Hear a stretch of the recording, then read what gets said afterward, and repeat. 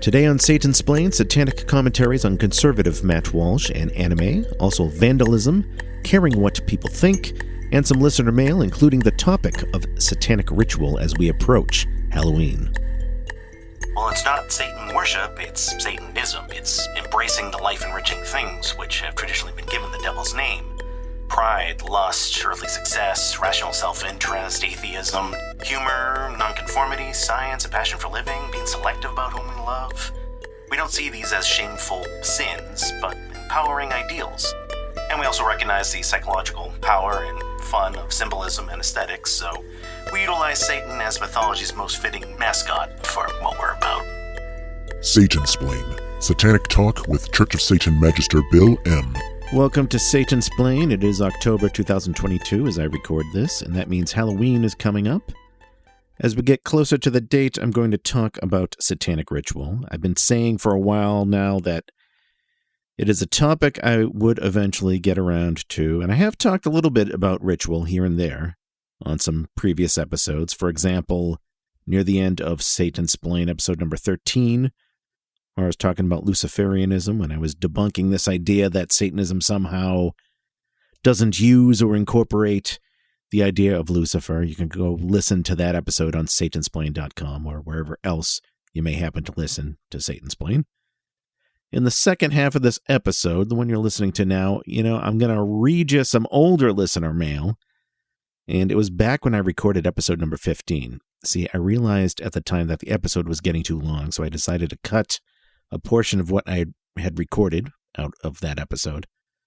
And I cut out a bunch of my replies to some listener mail. I figured they were better off in a different episode rather than trying to cram it all, at the end of an already long episode.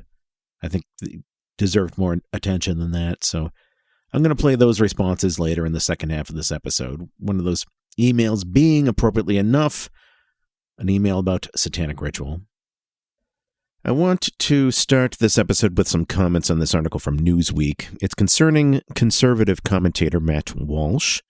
For those who don't know, Matt Walsh is a Catholic conservative who has his own commentary show, The Matt Walsh Show, and he's one of several commentators from The Daily Wire, a conservative news organization where you'll also find conservatives like Ben Shapiro, Michael Knowles, Andrew Klavan. And let me be completely upfront with you. I am a fan of the Matt Walsh Show. I don't mean that in an ironic way, where it's like Satanists and other atheists who are fans of Jack Chick, those little comic book tracks, little Christian propaganda books, or fans of Bob Larson, or, fans of the 700 Club and so on, where, you like them because they're so over the top and extreme and stupid. No, I sincerely like Matt Walsh for the most part. I am a Satanist who is politically, I guess you would say, right of center. I spent a whole episode of Satansplain, episode number 5, talking about Satanism and politics. But to quickly recap that idea, Satanists do span the whole political spectrum, and then some. This is to be expected when you consider that Satanism is a self-serving religion, and different Satanists live in different regions, different demographics, different levels of income, and so on. So, as a result, different Satanists will come to have different positions on different political topics based on what is deemed in their own rational self-interest. For me personally, coincidentally, I end up agreeing with Matt Walsh on politics most of the time. Like any conservative, he completely loses me when he gets deep into the religious stuff, but he does not do that as often as you might think. One thing I have to give Matt Walsh credit for is that he has mentioned Satanism by name on a number of occasions, and he has explicitly said that Satanism is defined as the worship of the self, and that's true, really. It's not devil worship, it's worship of the self. So Walsh at least has, I would argue, a better grasp on Satanism than most of his contemporaries. I used to follow Michael Knowles, another guy on the Daily Wire, like I mentioned, and I stopped when he said very clearly and explicitly that Satanism shouldn't be covered by the First Amendment. Sorry, Knowles, but even I have some limitations on how much of a different opinion I can take, and that crosses it for me. But Matt Walsh, like I've said, correctly describes Satanism as self-worship. The part he gets wrong, though, is pointing to the sort of solipsism and artificial self-importance seen with some people on the extreme left wing, and he calls that Satanism. Now, any Satanist who knows Satanism and knows the 9 satanic sins can understand what the difference is. I know the term snowflake is a cliche at this point, but that's why that term gained popularity around 2015 and 2016 or so. Some people carelessly throw around the word snowflake when they see anybody who is offended by something on the internet, but that's not what snowflake means. A characteristic of snowflakes, literal snowflakes, is that they are unique. That when you look at them under a microscope, no two of them are alike, and that's why the snowflake is an apt metaphor for the sort of person who is not only fragile and will melt when placed in a light for examination, but also has a false sense of uniqueness and mistakes that for being special and important. I mean, when you look at an entire snowbank, the snowflakes don't look so unique after all. Now, obviously, not everybody that is politically left of center is like that. I know plenty of Satanists in the Church of Satan who identify as politically leftist, but they are not the screaming snowflake type, just as not everybody who is right of center is the stereotypical alt-right troll type or the holy roller type. But anyway, back to Matt Walsh. The thing you have to realize about Matt Walsh is that he has a very, very dry sense of humor. You kind of have to watch his show, watch episodes in full to kind of pick up on it. So I was watching it, and when he said on his show that he finds anime satanic, I had to laugh. Not laugh at him, but laugh along with him because I got the sense of what he meant. Nevertheless, Newsweek contacted the Church of Satan to comment on this, and one of our reps responded. And here is some of that article from Newsweek. Conservative political commentator Matt Walsh, who once said that the black Ariel in Disney's upcoming live-action film The Little Mermaid isn't scientifically sound, is now condemning anime as satanic. However, actual Satanists say that Walsh doesn't know jack about Old Nick. Walsh is a controversial host on the right-wing news site The Daily Wire and a self-described theocratic fascist. Again, dry humor. He also examined and talked about sex and gender in the 2022 documentary What is a Woman, which many critics have slammed as virulently transphobic. Now, it appears that Walsh has aimed his ire at anime, a popular style of Japanese animation geared towards adults and beloved by many teens. In a clip circulating on social media, he answers a question about his anime opinions. I think it's all satanic, Walsh says in the clip. Quote, I have no argument for it. I have no argument for why it's satanic. It just seems that way to me. And again, I still chalk this up to Matt Walsh's dry humor.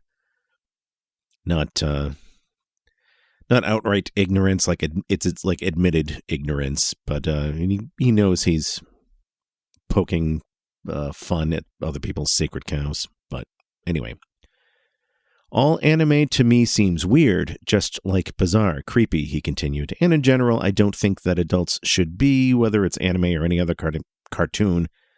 With rare exception, adults really shouldn't be watching cartoons in general, I would say. Walsh's anime critique has attracted scorn on social media, including from certain Satanists. In response to the clip, the Church of Satan tweeted, quote, fairly safe to assume this guy has no idea what Satanism even is. By the way, regarding the Church of Satan's Twitter account, I don't know who specifically tweeted that tweet. We have a whole team of hierarchy members who run the account and take turns answering. And I don't know who specifically may have said that. Anyway, Newsweek goes on. The Church of Satan was founded by Anton LaVey in 1966, and its members are atheists who don't actually worship the devil. Raoul Anthony, a reverend in the Church of Satan, described Satanism as, quote, a secular philosophy based on radical individualism, one that values carnality over spirituality. Satanists, he told Newsweek on Monday, aim to enjoy life to the fullest. The way Anthony sees it, Walsh is playing into the trend of blaming Satanism for the world's ills. In the past, and even some today, he said the term Satanism has been wielded as a bludgeon to attack the opposition. Anthony said that people like Walsh use Satanism as a sort of boogeyman, one that consistently captures the media's attention and may even lead to increased revenue. Walsh knows that when he says something like this, it'll kick up a storm, it'll piss off the right people in his mind, and at the end of the day, he makes more money, Anthony said. So in that way, that is satanic. Again, I think Matt Walsh said it not so much to invoke the term Satanism, but to piss off the anime people who can get pretty dogmatically religious about anime. That's my take. Anyway,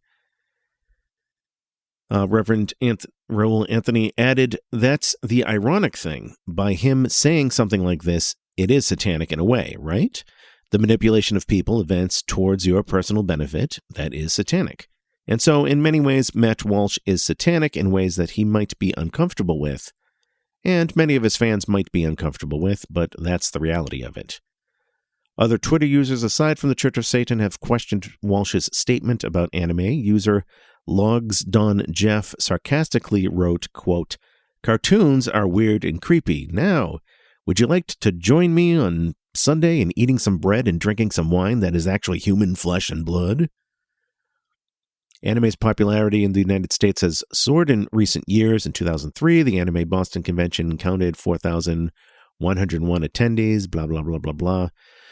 Skipping to the end of the article, Anthony disagrees with Walsh that all anime is satanic, but did point out that some shows do have satanic moments. A character from the film Akira, for instance, winds up with superhuman godlike powers. That's a big thing within Satanism, too, is we say that we are our own God, Anthony added, and with that comes a great amount of responsibility to ourselves and others. Newsweek has reached out to Walsh for comment, and that's where the article ends. So great comments here from Reverend Raoul. If Matt Walsh chooses not to respond, I mean, I don't blame him. Like I said, I get his style of humor, and I didn't think much of his original anime as satanic comment. It gave me a chuckle. But that was a great and knowledgeable response that Newsweek printed from Church of Satan Reverend Raoul Anthony. Now, next, I'd like to comment on another news story about two vandals attempting to deface a Van Gogh painting. So again, I'm going to read you an article and then interject some of my comments along the way, and then I would like to end with a very short but related article from Anton LaVey. First of all, I know the artist's name gets different pronunciations in different countries, so where I'm from, I've always heard it as Van Gogh. It's Van Gogh, something like that in some other places. If you don't like hearing me say Van Gogh, well, tough shit. Also, as this story happened in the UK, you'll hear me read terms from the article like a tin of soup. And here in the US, we refer to that sort of cylindrical container as a can of soup. So likewise, if you're an American and you don't like hearing me say the term tin of soup, well, to you too, I say tough shit because that's what I'm reading in front of me. In both of these cases, hey, be glad I'm not reading everything in my annoying native Boston accent. Anyway, from the New York Post. Fossil fuel protesters have been arrested for splashing a tin of Heinz tomato soup across Vincent van Gogh's iconic Sunflowers painting inside the National Gallery in London. Anna Holland, aged 20, and Phoebe Plummer, aged 21, carried out the act of vandalism inside the museum on Friday morning before gluing themselves to the wall beneath the 1889 artwork valued at $85 million. Okay, now my first interjection here. When it comes to articles like these, you'll notice that different news sources will use their own little choice of words. Some are calling these two people activists instead of protesters. I think they should just be called Vandals, but let us read on. A spokeswoman from Scotland Yard told the local media that specialist officers have unglued the women, and they have been taken into custody to a central London police station. The duo was arrested for criminal damage and aggravated trespass. Now, here is one piece of good news in all of this, and it's very good news. Quote, there is some minor damage to the frame of the artwork, but the painting is unharmed. Holland and Plummer are members of a climate campaign group, quote, working together to ensure that the government commits to ending all new licenses and consents for the exploration, development, and production of fossil fuels in the UK, according to its website. And I am not going to give you the name of the group because, they don't need the free advertising. Following her arrest, Plummer appeared unapologetic, telling local media, is art worth more than life, more than food, more than justice? Well, my quick answer to this is yes, a Van Gogh painting is worth more to me than your life, Phoebe. Heck, my mug of coffee is worth more to me than you. I value my coffee more than you. As for food, well, we could argue that just about anything is more important than food since we all have to eat or we starve to death, but that is not an argument. It's certainly not a justification for vandalism. But this is a moronic argument we always hear from people who think that, so long as poor people exist, or so long as starving people exist, then we're not allowed to have nice things. And as a Satanist, I say to that, fuck you. That is not a valid argument. The fact that some people in the world are worse off than I am does not obligate me or the rest of us to give up great things or even just comforting things just so we can suffer along. I am a Satanist, and your irrational guilt-tripping has no power over me. And finally, the other thing, she's quoted as saying, there is justice. Is art worth more than justice? Well, the justice here, I would say, is arresting you for trying to destroy a priceless Van Gogh work. But you wouldn't understand that. Let's continue with the rest of the article. She said the soup was chosen as the damaging liquid of choice because Brits won't even be able to heat up food this winter as the country faces a cost of living crisis. Quote, the cost of living crisis is driven by fossil fuels, she proclaimed. Every life has become unfathomable for millions of cold, hungry families. They can't even afford to heat a tin of soup. Holland shared similar concerns, stating, UK families will be forced to choose between heating or eating this winter as fossil fuel companies reap record profits. Millions are being forced to move, and tens of thousands face starvation. This is the future we choose for ourselves if we push for new oil and gas. The organization says they are engaging in an act of resistance against a criminal government and will not stop until new oil and gas projects are halted. It is the latest in a series of high-profile actions by climate activists targeting major works of art around the world. Okay, so let's try to follow the rationale of this particular incident with the Van Gogh. You're worried that people won't have enough food this winter, therefore you're throwing away food. Brilliant. I mean, I'm not a philanthropist, but last I checked, people who are concerned about other people not having enough food would take that can of soup and, start a canned food drive. Or if it's a business thing like oil, you could protest in front of the oil company or local government building or write to people in power. Now, to what extent all that stuff is effective and to what extent you're even fighting an appropriate battle, I don't know. But surely there's something more constructive to your end goals than destroying invaluable art and gluing yourself to a wall. As some people have pointed out, glue is made with oil, so buying an oil product to protest oil usage is quite ironic.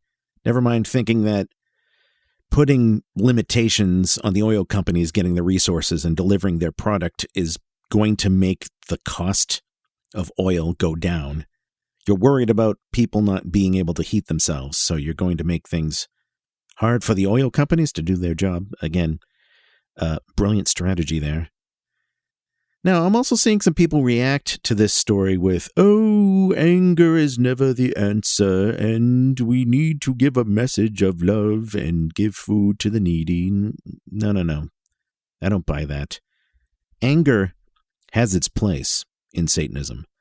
The sin of wrath, one of the 7 deadly sins that can lead to personal satisfaction, as per Satanic Statement number 8.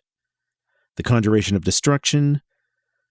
But a Satanist is his or her own god, the controller of one's own emotions. There's a difference between directing your wrath to the one who deserves it and this sort of blind rage that you see in ideologues who have no real direction in life, no talents, and especially no foresight. I mean, look at what I'm doing right now. I'm taking my rage against these 2 pieces of vermin, and I'm making a focused rant about it for a Satanism podcast to give my commentary to other Satanists. But getting back to vandalism, do you think anybody's going to say, "Oh, gee, if artwork gets destroyed, then it will be the fault of these big bad oil companies for trying to provide their high-demand product"? No, because it's not. The fault of the vandalism is on the Vandals. So with that in mind, I would like to finish now with an essay from Anton LaVey. This is from the Devil's Notebook. I mentioned a couple of different essays from this same book on Satansplain, episode number 20. This essay is called Destructive Organisms. It's one of the shortest essays in the book, I think the shortest, and here it is. Destructive Organisms by Anton LaVey. Vandals, those who destroy and deface objects and property other than their own, should, when apprehended, be destroyed, or at least punished in a fitting manner. If a painting hanging in a museum is slashed, the perpetrator of that act should be eviscerated. If paint is used to deface, the defacer's countenance should be permanently dyed in an irregular and repellent manner. If a carefully tended shrub or plant is wantonly ripped up by the roots, the culprit's arm should be ripped out of its socket. No one has the right to harm or destroy another's belongings. Vandalism is seldom motivated by profit or revenge, but simply an urge to destroy. Those who indulge in gratuitous destruction show the same degree of respect for inanimate things as they do for themselves. They cry out by their acts to be destroyed. Vandalism has for too long been paid scant attention, simply because, after all, it's only a tree, it's only a statue, a windshield, a schoolroom, or a theater seat. It's assumed these things can be repaired or replaced, unlike crimes involving bodily harm. But the value of a painting which has been slashed should be recognized for more than its monetary worth. Inanimate though it is, the painting contributes far more to others' pleasure and life itself than does the living creature who defaces it. Immunity from punishment goads the vandal to pursue his destructive lifestyle. He is only slightly removed and often identical in temperament to the thrill killer of animals, who knows that even if he should be apprehended, he'll not draw much of a sentence. The latent killers take out their self-hatred on animals or inanimate objects because, quite simply, they can get away with it. If these destroyers hate themselves so much, proclaiming their uselessness by wanton acts of cruelty to organic or inorganic things, then they make ideal game, for which there should be perennial open season. And that concludes the essay. Switching gears now, before we get to the break, I'd like to read an email I got from Bogues in Colorado. His name, Bogues, that's how it was spelled, and I asked him how to pronounce it because I wanted to get it right, and he joked that some of his friends call him Bogus, which I was certainly not going to call him. But he said that his name was pronounced like the basketball player Muggsy Bogues, and I said, oh, okay, I get it now. I'm not even a sports fan, but, I've heard that name growing up. It's a name you don't easily forget. Anyway, Bogues says, greetings, Magister Bill. I write to say thank you for the Satansplain podcast. As a Church of Satan member myself, I found it has helped a couple of relatives and friends understand Satanism, and subsequently they understand me more, too. Some of these folks are people who would have never taken the time otherwise. I simply recommend your podcast, and surprisingly, a few actually listened to some of your Satansplain episodes. I reckon the modern convenience of podcasts has been helpful in that regard. Even the older people can figure out how to play them easily. So thank you again for all the brain juice you share via the Satansplain podcast. You are very welcome, Bogues. I'm glad you and your relatives have found the show informative. And Bogues brings up a point that I would like to give a little personal rant about, if I may. A phrase that I hear a lot. It's the phrase, I don't care what people think. Or similarly, what do you care what people think? It's, it's a cliche kind of phrase nowadays, but I see it come up in discussion on Satanism forums. Somebody will be talking about some news piece or TV show that misrepresents Satanism, for example, or I'll see a post from somebody who is a Satanist but is maybe having some difficulty with a religious parent they have to deal with, or a dilemma about being out of the closet as a Satanist and wants to get some input from other people. And it is in conversations like this that I will often see somebody interject, well, why would you care what people think? As a Satanist, you shouldn't care at all what people think.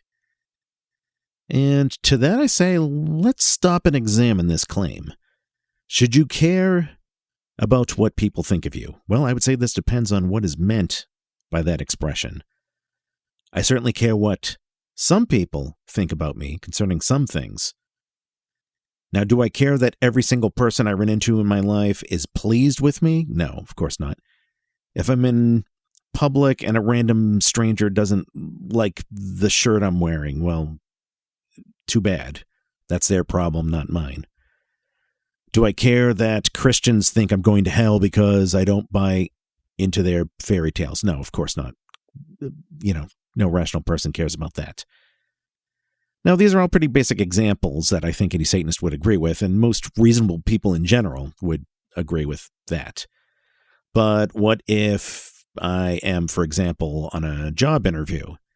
Well, my desire is to get the job, so when it comes to the people interviewing me, yeah, I do care what they think about me. It's in my own best, shamelessly selfish self-interest that they think I am somebody they would want to hire and give me money to do the job, because that is what I am there for. Or even if you own your own business, that means you're selling something and somebody else is buying what you're selling, whether it's a product or a service or something else. Do you care if a customer or a client thinks you're a weirdo or not somebody they would want to have a beer with? Well, no, that kind of stuff probably doesn't matter. But you do want them to at least think of you as somebody who has something they want to buy. You want them to think of you as somebody who's not going to rip them off, for example. Somebody who delivers the goods, somebody they can do business with. And another example, what about the police? Do I care what my local police department thinks of me? Well, yeah. If they got to thinking I was some kind of criminal or a threat to other people in my city in some way, then that false perception of me could lead to a lot of, unwanted harassment against me, maybe from the police or from the other neighbors. So who knows what else. Now, hopefully now you get my point. It's easy to say, I don't care what people think. But the reality is, unfortunately, that there are some situations where a person's perception of you might directly affect your own well-being. And as a Satanist, my own safety and happiness is, at the end of the day, what matters the most. Now, tying this back in more explicitly with the topic of Satanism, do I care that so many people are stupidly wrong about Satanism? Well, it depends. Even speaking as somebody who has been a member of the Church of Satan for over 20 years and has done interviews as a representative, writes articles, and does this podcast, I don't kid myself into thinking that I can educate the entire world. There will always be stupid people.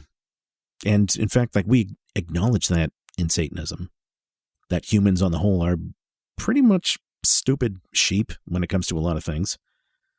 So I don't lose sleep when some Jesus freak sends me hate mail. That's par for the course, as far as I see. Having said that, that doesn't mean I just roll over each and every time I see somebody out there grossly misrepresenting Satanism or telling outright lies about myself as a Satanist. I don't spend my nights looking for disinformation on the internet to correct, because I would never sleep if that was the case. But, when it comes my way, I'm going to correct it. As I've said before, when you misrepresent Satanism, you misrepresent me as a Satanist. So yeah, in some cases it does become personal. One more thing I will say about this phrase, I don't care what other people think. Well, consider the whole topic of lesser magic. Because when you think about it, that is directly based on caring about what people think. You want people to think certain things about you or about some situation, and you want to manipulate that to your will. Solipsism is one hell of a satanic sin, as I said in a Dr. Shit's meme. Because if we truly don't care what anybody thinks about anything, well, we might as well throw out our copies of The Satanic Witch. Throw it out the window. In closing, I would like to share a quotation from American comedian George Carlin. It's a quote from one of his books, and the quote is simply this: "Most people who say they don't care what people think are desperate to have people think they don't care what people think." Well, think on that. We'll be back after a short break. You are listening to Satansplain. You are listening to Satansplain, real satanic talk with Church of Satan Magister Bill M. For questions, comments, and correspondence, send an email to bill@satansplain.com. Sorry if anyone here is Catholic. I'm not sorry if you're offended. I'm actually sorry just the fact that you're Catholic. It's gotta be one of the most ludicrous fucking beliefs ever. Like, these vampire priests sink their twin fangs of guilt and sin into you as a child and suck your joy of life out of you the rest of your fucking existence.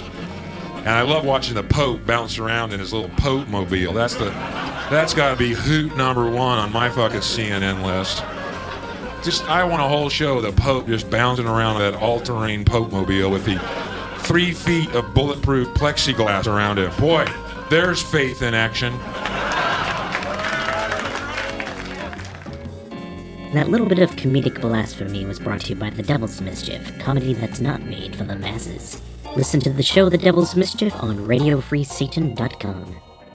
You are listening to Satansplain. Visit the official website, Satansplain.com, where you can find every past episode and general information about the show.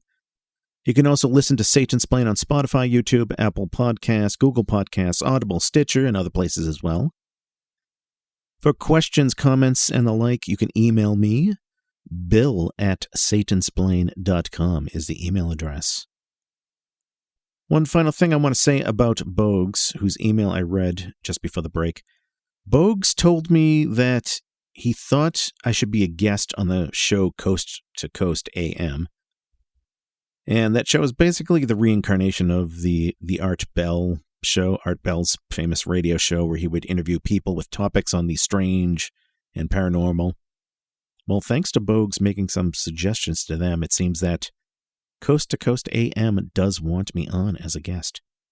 So hopefully that will happen soon. I will let everybody know if and when we go through with it and it becomes available.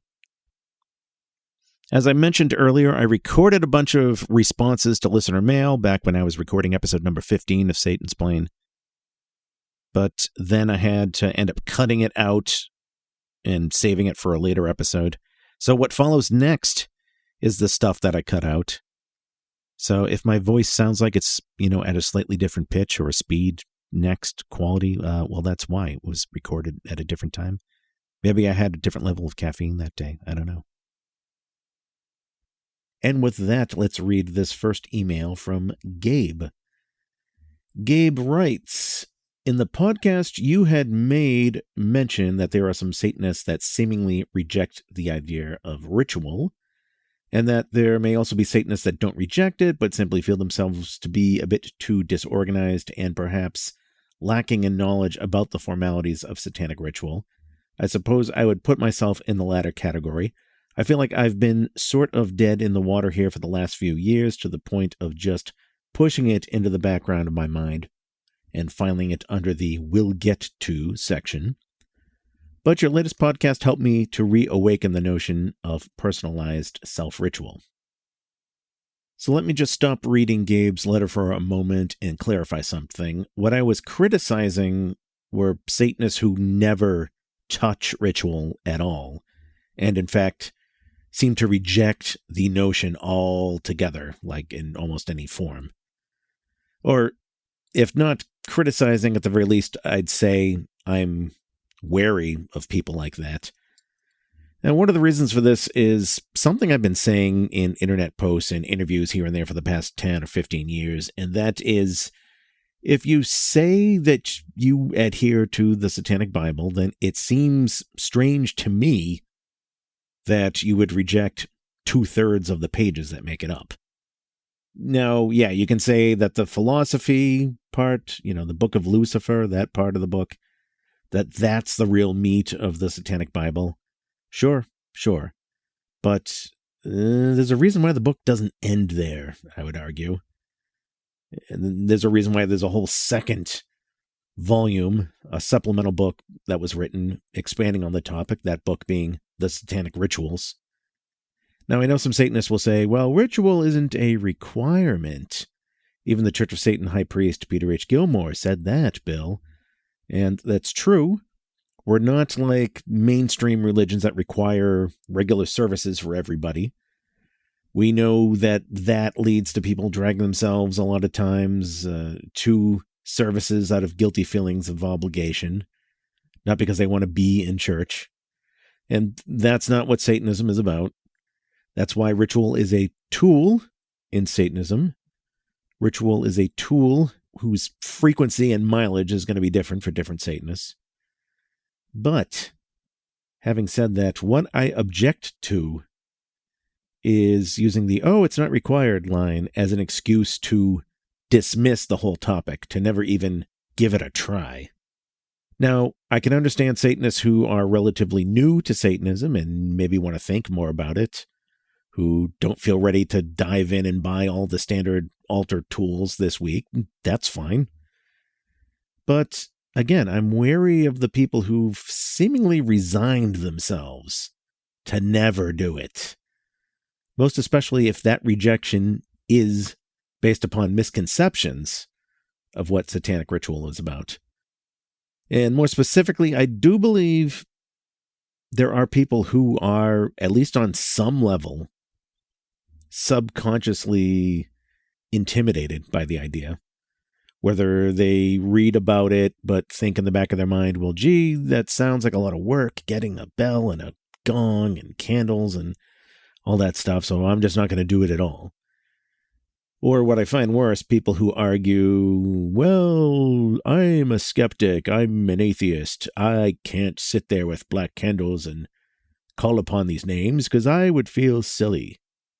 And to that I say, well, first of all, if it's just you alone in a room, who are you feeling silly in front of? Do you understand the concept of intellectual decompression, suspension of disbelief?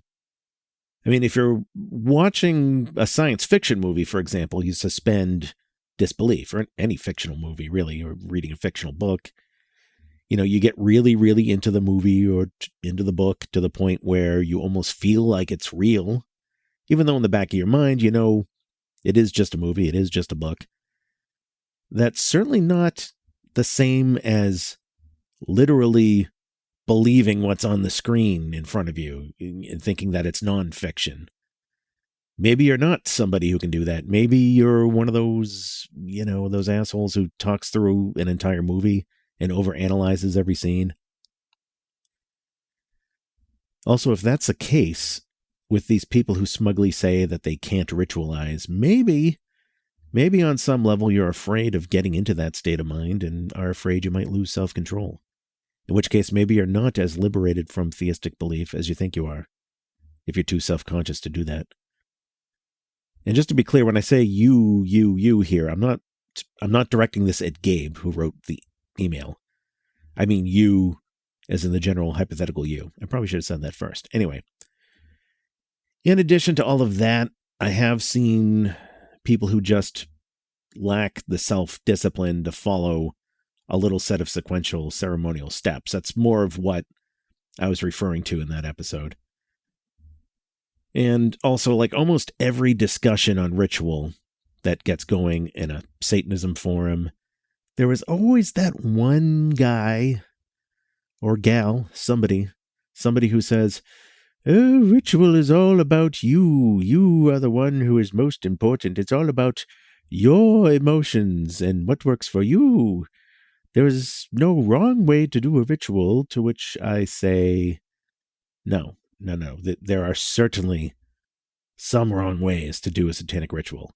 It's true that there is no one definitive right way, but that doesn't mean anything goes. If you're going to do a ritual but try to watch the ball game at the same time to see the scores, no, that's not it. And that's just one example off the top of my head. If you've read the Satanic Bible, it's not hard to think of other examples. But let's get back to the email. Continuing on with Gabe's email, he says, "You said something about Baphomet, which I do have, a black candle, which I do not have, and 20 minutes. I also have and I did say that in the episode. I said, you can do a ritual with just a Baphomet and a candle in 20 minutes. Anyway, Gabe goes on to say, "I also have an altar that I am extremely proud of.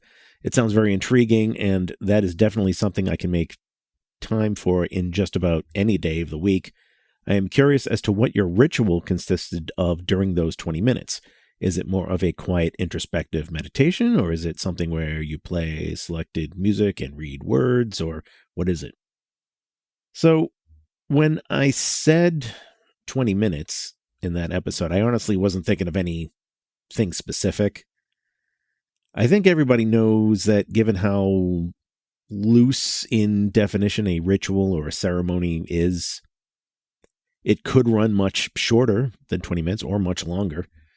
I picked the number 20 minutes kind of off the top of my head just to illustrate the point that satanic ritual is not necessarily something that requires 6 whole straight hours of your time to do, but it does take at least some discipline and scheduling and focus to do. And I would argue that if you, and here I go again with you, not you, Gabe, who wrote in, but the general you here, if you're somebody who can't even set aside an amount of time like 20 minutes to follow a customized set of actions in a particular order and focus your mind on something that isn't, your cell phone. If you can't do that sort of thing at least once in your life, then I don't know what to say. You may want to reevaluate if you're really the god of your own life, if you can't find 20 minutes alone.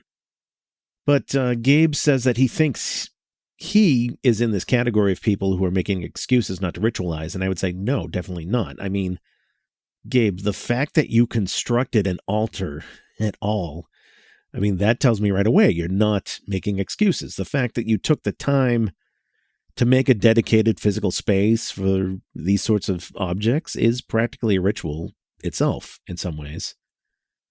Since you had the discipline and the organization to collect those tools and put that altar together, and as you say, are proud of your altar, then I still say you're miles ahead of the person who hasn't moved an inch on getting something going.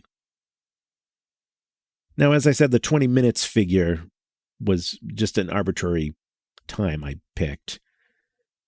But if you're looking for suggestions for a ritual that might take about that time or shorter, There are any number of things you can do. Just to throw out one suggestion here, you could, I would say, like lower the lights if you don't have a black candle, or get an electric candle or a candle of some other color if you have to. But, do that, because I think having that sort of dim lighting does have an effect on the mind. Maybe put on ambient music. But shut out the day-to-day world for a short time. Shut off your smartphone. Find a time and a place where you can do something uninterrupted for 20 minutes. And maybe try reading the invocation to Satan from the Satanic Bible, maybe a few of the infernal names added to the end of that, or maybe read some lines from the first book in the Satanic Bible, the Book of Satan. Read like section 4 or 5, say. Put yourself into a state of mind where you can suspend disbelief and indulge in fantasy. And when you're done, make the ending pretty clear. Say out loud, "So it is done." Turn off the music, put the lights back on, and there you have it. You can even cut corners on some of those ideas I suggested. I would argue, though, that having a pretty clear beginning and a clear end is important, in my opinion. It is theater, like I said. It is psychodrama. So by definition, I would say you need those pointers to differ it all from the real world, from the rational world. And when I say that, I don't mean natural versus supernatural. I mean the mundane, day-to-day world that we all have to do, where we do labor and pay bills and do our laundry, versus the ritual session, the fantasy, the stage, where you, as the practitioner, are on the stage, you suspend disbelief, and you perform. And yeah, this is another one of those topics that deserves its own Satansplain episode. Multiple ones, probably. We'll definitely be doing that in the future sometime. Speaking of which, Gabe also added a PS to his message. PS, please do a podcast soon on the topic of satanic movies. I would love to hear a more thorough and complete breakdown on your 5 favorite satanic films. I would love to do that too. And let me tell you why I have not yet. Back around, I think this was the year 2000, I created a website called Hellywood. A little pun on Hollywood. Hellywood, a satanic movie site. What I did was I took the list of suggested films from the Church of Satan film list, and I made a website based on them. And this was years before the Church of Satan included the list, finally, on their official website. You can find the list there now, still. So anyway, I copied the list by hand from the 1990 book, Church of Satan by Blanche Barton, which is, so far as I know, where the list had first appeared. So I took the list of movies, I tried my best to arrange them by genre, then linked each title to its respective page on imdb.com. That is the Internet Movie Database, the Internet's central go-to place for movie information. And I wanted to expand the website to do things like movie reviews and other things, but I just didn't get around to it. I had other projects that took priority. So fast forward several years from there, this is like around the mid-2000s, I think, some Church of Satan members got together in a special interest group on film, and the byproduct of that was The Sinister Screen, another website. That was a website that was created and hosted by Purging Talent Publishing, a.k.a. Church of Satan Magister Matt G. Paradise. And he did end up taking it where I left off with Hellywood. He expanded that idea. He made a site to include movie reviews from Church of Satan members. I ended up writing a few reviews myself. And the site stays up for many years, gets taken down, goes through a revamp. And in more recent years, Magister Paradise decides that this is a project he no longer wants to keep up with, so he gives the site to me. He entrusts the Sinister Screen to me. Where is it now? Well, I have all of those files and that content, and I just haven't gotten around to relaunching the Sinister Screen. It is on my to-do list, and I figured that when I do that, then that will be a good time to talk about satanic films, maybe why certain films are on the Church of Satan list in the first place, which ones are my favorites, which ones I wrote reviews for, what are some movies not on the list that I suggested to Magistra Blanche Barton when she was revising things for the book We Are Satanists. I did put together, completely separate from that, a couple of YouTube playlists of trailers for a bunch of films on the list. Maybe I'll give that link out. Shouldn't be too hard to find, though. So anyway, I will eventually get to the Sinister Screen. But, and that is when I would also like to talk about satanic movies. I could do it earlier, though. I don't know. We'll see. But anyway, thanks again for the letter, Gabe. Magistra Kim from the Church of Satan dropped me a line. Kim is one of the most amazing Satanism forum admins ever, in my opinion. She has been listening to the show. She says she has not listened to each and every episode just yet, but asks if I have done an episode based on my essay, Satanism is Not a Congregational Religion. And the answer is no, I have not yet done that. I have made a reference or two to that essay, but one of these days, yes, I would like to just read the essay in full, maybe add a few other related things on the topic. That essay was originally published in, I think, the zine Not Like Most in 2006 or 2007. And later on, I revamped it a little and put it on churchofsatan.com, where you can read it now. And I have plenty of other essays where that came from, so I have no shortage of essays I can read to you and topics to talk about for Satansplain. I like doing the essay readings. It's just a matter of finding the time to go record it all. And up next, I have a great letter here from Zeke. Zeke writes, "Thank you for the explanation you gave on the idea of being interested in esoteric things in Satansplain episode number 14. As a Satanist, and more specifically as a COS member in his 40s, which I am, personally, I have an interest in old occult junk like Crowley's wackiness, Joseph Smith's culty bullshit with the early Mormon Church, and things like the Dictionnaire Infernal, which I own a fancy faux leather-bound copy of. I also have a wooden wall art of Bigfoot, and several things regarding Point Pleasant, West Virginia's Mothman. On the other hand, I also have a massive figure of Unicorn, the Chaos Bringer god from Transformers, and multiple cabinets of Transformers figures I have collected over the past decades. The cryptic and occult stuff seems odd to the average person, but this entire wall, what is effectively a shrine to the idea of sentient robots from another planet, gets a pass because it's pop culture. To a Satanist, there is no difference. Whatever brings you joy is fair game, even if you know it isn't real, especially if you know it isn't real. My home is my total environment, and outside criticism of it gains me nothing. I don't have to care if it matches reality. I create my own reality in my own personal space. Like the idea of ritual, it is real in the context of the ritual chamber, in this case my home, but recognized for what it is outside of it.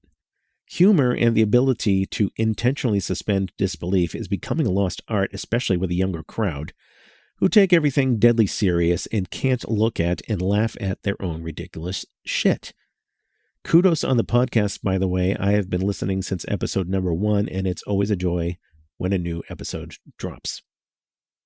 Well, thank you again, Zeke, for that email. I really don't think I have anything to add to that, because it was just all so beautifully stated. I think it's time to share a Satanecdote. Satanecdote is short, of course, for Satanic Anecdote. Are you a Satanist with a little anecdote of your own?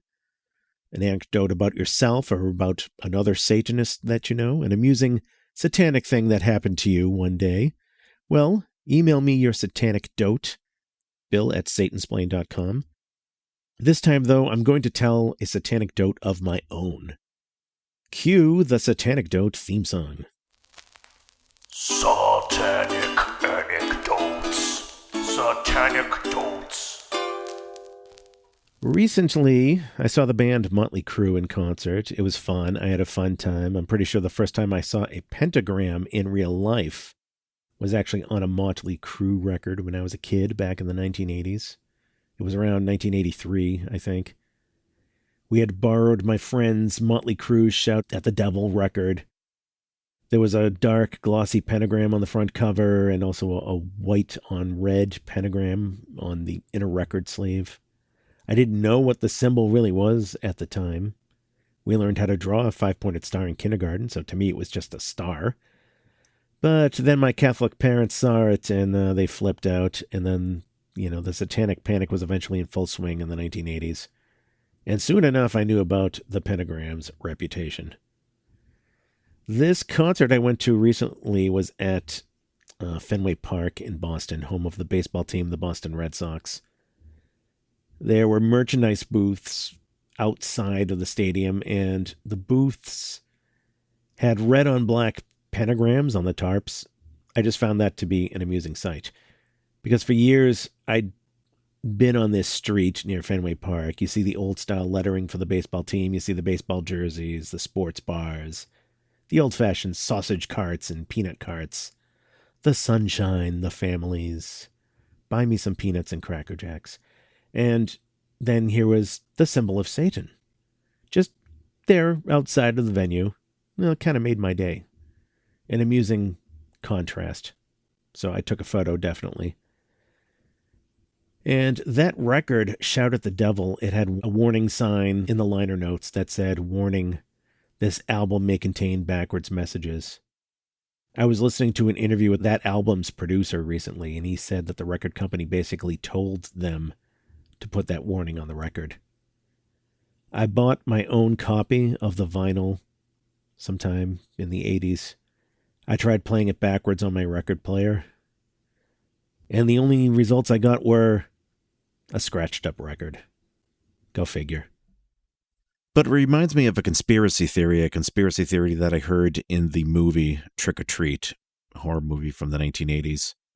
And that is that the whole rumor of backwards messages was created by the record companies themselves, so that kids would try playing their records backwards at home, scratch them up, and have to buy a second set of records.